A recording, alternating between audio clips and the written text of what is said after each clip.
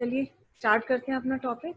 Last time हम आपको algorithm पढ़ा रहे थे, आज भी कुछ हम एग्जाम्पल दे रहे हैं आपको एल्गोरिदम के कि जैसे अगर कोई आपको कंडीशन अप्लाई करनी है तो कैसे आप एक एल्गोरिदम लिखेंगे, या अगर आपको लूप भी मान लीजिए रन कराना है तो किस तरह से ये काम किया जाएगा।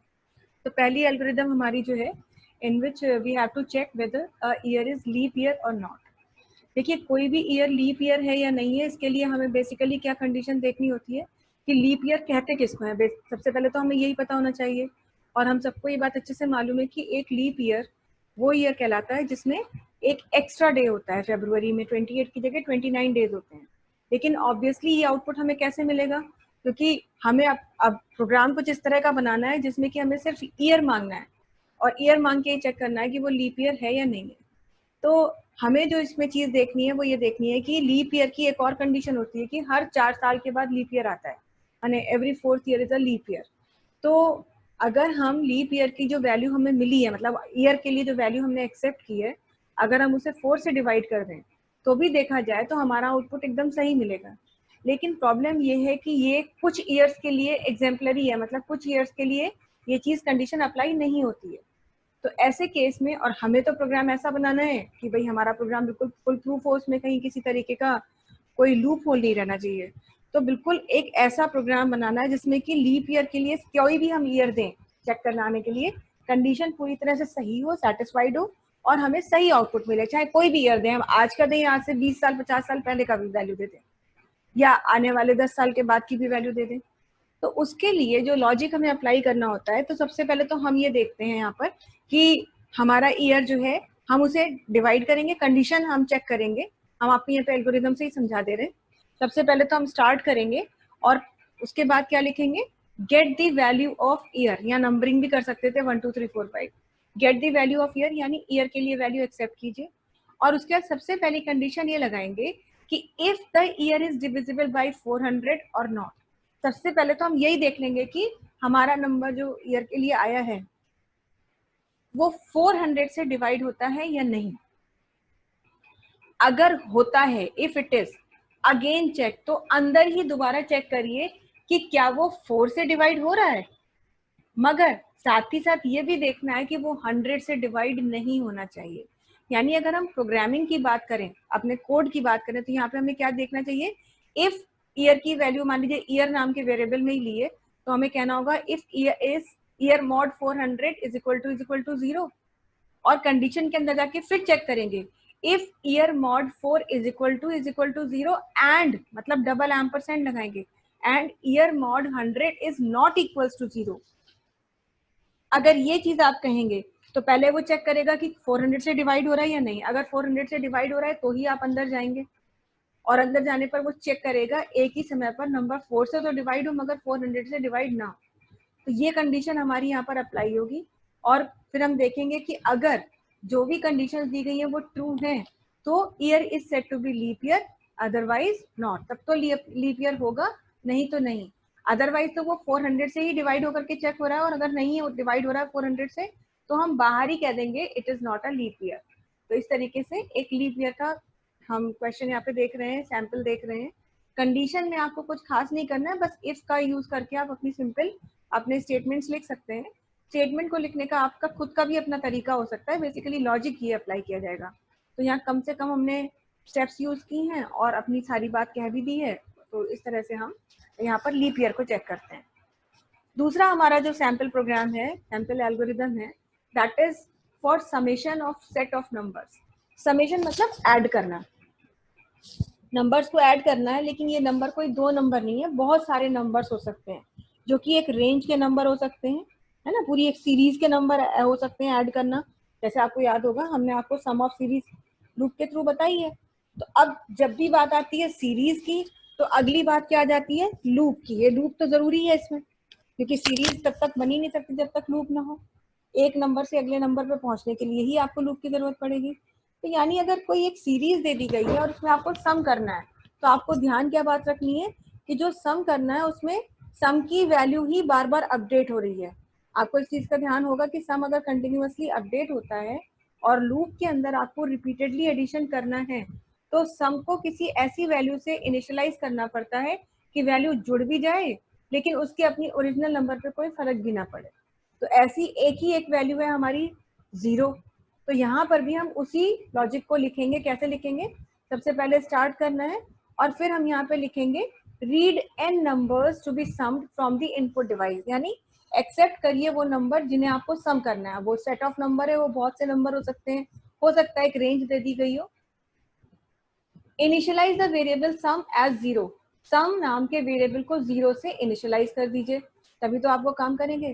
फिर initialize the variable count as 1, count एक वेरिएबल ले लीजिए जिसमें कि आपको 1 तक मतलब 1 से आपको शुरू करना है, क्योंकि अगर आपको ये कह दिया जाए कि इतने नंबर आप जोड़िए, जैसे यहाँ ये कह दिया जाए कि इतने नंबर जोड़िए, तो आपको ये भी पता होना कि इतने नंबर कैसे हुए। तो गिनती करने के लिए आपने काउंट ले लिया। उसके बाद आप क्या करेंगे? अब यहाँ पर आप लूप चलाएंगे कि ये तब तक लूप चलेगा जब तक कि काउंट की वैल्यू इज लेस देन और इक्वल टू n। मान लीजिए n में हमने 15 लिया, तो 15 तक का हमें लूप चलाना है, यानी 15 बार नंबर ऐड करने हैं। तो ये तो n हमारा लूप जो चलेगा 1 से लेकर के n तक का चलेगा। उसके बाद क्या कह रहे हैं कि तब तक ये काम करिए, numbers to be added repeatedly do, बार बार क्या करिए? Read the number at position count, count की पोजीशन पे यानी लूप के अंदर जो वैल्यू है उसको उस पे नंबर को एक्सेप्ट करिए। जब काउंट पहला नंबर मतलब काउंट की वैल्यू 1 होगी तो पहला नंबर ऐड करेंगे, जब काउंट 2 होगा तो दूसरा नंबर ऐड करेंगे, ऐसे चौथा पांचवा, जितने भी नंबर n में जो वैल्यू दी है उतनी बार काउंट की वैल्यू भी आएगी और नंबर मांगा जाएगा। Update the current sum by adding it to the number read, और सम नाम के जो अपना वेरिएबल है शुरू में जिसे हम 0 से इनिशियलाइज करके आए उसको अपडेट करिए। कैसे अपडेट करिए? बार बार उसमें जो नंबर लिया गया उसको ऐड करके, और बस इतना करके आपका जो सम है वो आ जाएगा और उसके बाद आप सम को प्रिंट करा दीजिए। तो इसको मान लीजिए ऐसे हम एग्जाम्पल आपको दे देते हैं कि अगर n में मान लीजिए आपने 5 लिया, इसका मतलब आप कितने नंबर जोड़ना चाहते हैं? 5 नंबर्स। वो 5 नंबर 1 2 3 4 5 भी हो सकते हैं, लेकिन वो 5 नंबर 5 जो नंबर्स हैं वो कुछ भी हो सकते हैं। तो हमने सबसे पहले काउंट का लूप चलाया, काउंट का लूप 1 से लेकर के 5 तक चला, यानी एक लूप चलेगा 5 बार। अंदर जाएंगे तो 5 बार वैल्यू मांगी जाएगी, वो वैल्यू आपकी इस सम नाम के वेरिएबल में ऐड होती चली जाएगी और फाइनली आप बाहर आकर के वो सम प्रिंट करा देंगे। इस तरीके का लॉजिक जो है हम इसमें फॉलो करेंगे। तो ये जो है आपका summation of set of numbers है, जिसमें आप नंबर्स के सेट का सम कर रहे हैं। अगला हमारा है conversion of decimal to binary number, एक डेसिमल नंबर को बाइनरी नंबर में कन्वर्ट करना। देखिए ये कुछ जो प्रोग्राम्स आपको एल्गोरिदम हम दिखा रहे हैं, ये कुछ हमने पिछले साल के आए हुए एल्गोरिदम या जो हमें लगता है कि आपको पता होने चाहिए, बाकी यही एल्गोरिदम आएंगे, इस चीज से बिल्कुल बेस मत रहिएगा। हो सकता है एक भी एल्गोरिदम इसमें से ना आए, वैसे तो हो सकता है एल्गोरिदम आए ही ना, लेकिन अगर आएगा तो ये जरूरी नहीं कि इनमें से ही आए। आप लोग भी लास्ट ईयर के पेपर्स देख लीजिएगा, किस तरीके के एल्गोरिदम्स आए हैं आप बताइएगा। अगर कोई ऐसा एल्गोरिदम है जो आप खुद से ना बना पा रहे हो तो वो हम आपको हेल्प कर देंगे बनाने में। एक डेसिमल नंबर को बाइनरी नंबर में बदलने की कोई बहुत दिक्कत वाली चीज नहीं है, सिवाय इसके कि बाइनरी नंबर जो हमें लिखना होता है उसको लिखने में हमें प्रॉब्लम हो सकती है, क्योंकि आप सबको पता है कि डेसिमल नंबर में अगर मान लीजिए हम 15 भी लिख रहे हैं तो बाइनरी नंबर में वो 15 कैसे बनेगा? 1111 है ना, तो मतलब 4 डिजिट का नंबर बन जाता है। तो यहाँ पर जो प्रॉब्लम है वो यही है कि नंबर तो लिख लेंगे और करना ही क्या है? डेसिमल नंबर को 2 से डिवाइड करते रहना है। 2 से डिवाइड करेंगे नंबर को और कोशेंट अलग, रिमाइंडर को अलग रखते रहेंगे, और जो कोशेंट आएगा उसको तब तक डिवाइड करेंगे जब तक डिविजिबिलिटी मिल रही है, और उसके बाद जितने भी रिमाइंडर में हमें नंबर मिले हैं वो 1 ही मिले होंगे, उन 1 को या 0 मिले होंगे, उन 1 और 0 को रिवर्स ऑर्डर में लिख देना है। तरीका ये होता है। अब इसी चीज को अगर हम एल्गोरिदम में लिखेंगे तो कैसे लिखेंगे? सबसे पहले स्टार्ट करा, फिर गेट द डेसिमल नंबर, यानी वो नंबर ले लीजिए जिसे आपको कन्वर्ट करना है, फिर डिवाइड द नंबर बाय 2, 2 से नंबर को डिवाइड कीजिए और रिमाइंडर लिख लीजिए, राइट द रिमाइंडर, प्रिंट मत कीजिए।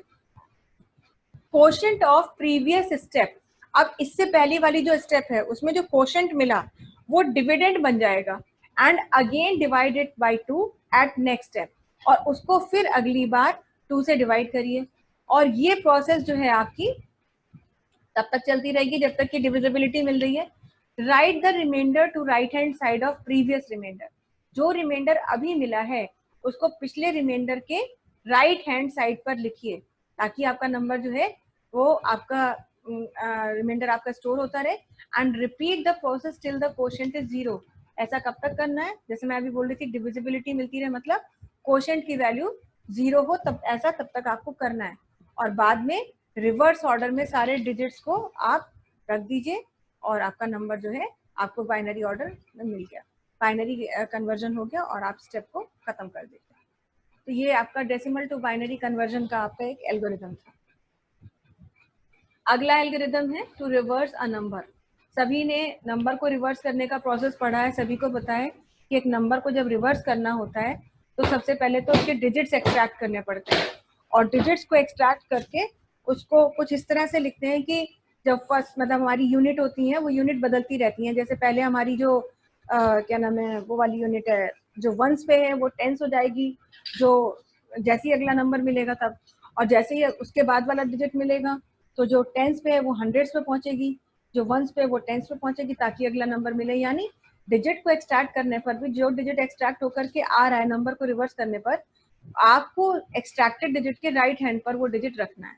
बस वो कैसे रखना है, यहाँ तो सिर्फ लिख ही देना है, यहाँ तो कुछ करना ही नहीं है। प्रोग्राम में आपको पता है कि आप उसे 10 से मल्टीप्लाई करते हो और वैल्यू को अपडेट करते रहते हो। खैर सबसे पहले हम नंबर मांग लेंगे, स्टार्ट करने के बाद गेट दी नंबर, आप वैल्यू एक्सेप्ट कर लीजिए जिसे रिवर्स करना है। अब यहाँ पे क्या करना है, while the number being reversed is greater than 10, यानी आपको तब तक ही प्रोसेस करना है जब तक कि नंबर 10 से बड़ा हो।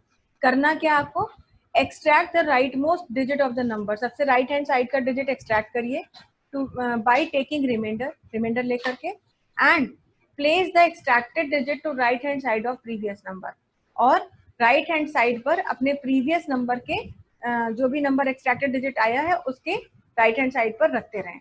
और ऐसा कब तक करना है, जब तक ये प्रोसेस आपकी ग्रेटर देन 10 नहीं चल रहा है। बस काम खत्म हो गया, आपको जो है ये आपका एल्गोरिदम यहीं पर खत्म हो गया। आपको पूरी प्रोसेस एल्गोरिदम में नहीं लिखनी होती है, बस इतना लिखना होता है कि पढ़ने वाले को बेसिक ये पता चल जाए कि कितने किस तरीके का काम करना है।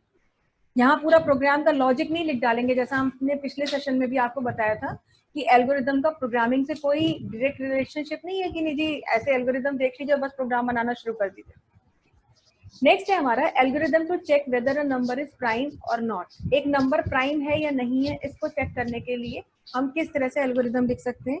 इसके भी डिफरेंट एल्गोरिदम हो सकते हैं, जैसे हमने पहले भी कहा है कि किसी भी नंबर को ये चेक करने के लिए कि वो प्राइम है या नहीं है कई सारे लॉजिक हो सकते हैं।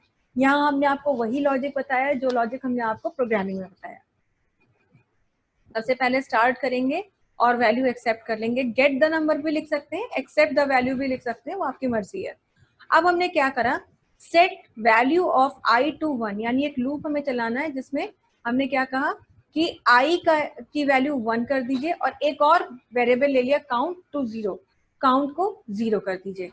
ठीक है, अब क्या करिए, repeatedly divide the number by value of I, number को आई से रिपीटेडली डिवाइड करिए, मतलब 1 से लेकर के उस नंबर तक, क्योंकि लूप जो हम आई का चलाएंगे वो 1 से उस नंबर तक चलेगा।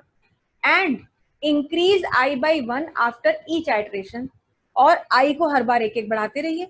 यानी यहाँ पे ये चीज बताई जा रही है कि जो लूप चलेगा आई का वो 1 से लेकर के उस नंबर तक चलेगा और आई हर बार 1 से इंक्रीज होगा।